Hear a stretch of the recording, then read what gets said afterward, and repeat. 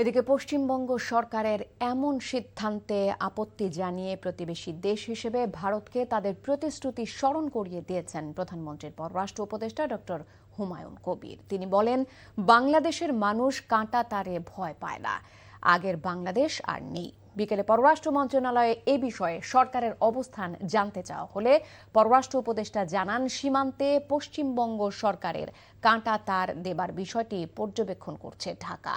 পররাষ্ট্রমন্ত্রীর চীন সফর প্রসঙ্গে এক প্রশ্নের জবাবে উপদেষ্টা জানান, এই সফরে তিস্তা ইস্যুতে ভালো অগ্রগতি হয়েছে। চায়না এক্সিম ব্যাংক এই প্রকল্পে অর্থায়ন করবে। সময়সূচি নির্ধারিত না হলেও প্রধানমন্ত্রী তারেক রহমানের চীন সফরের বিষয়টি নিশ্চিত হয়েছে বলে জানান উপদেষ্টা।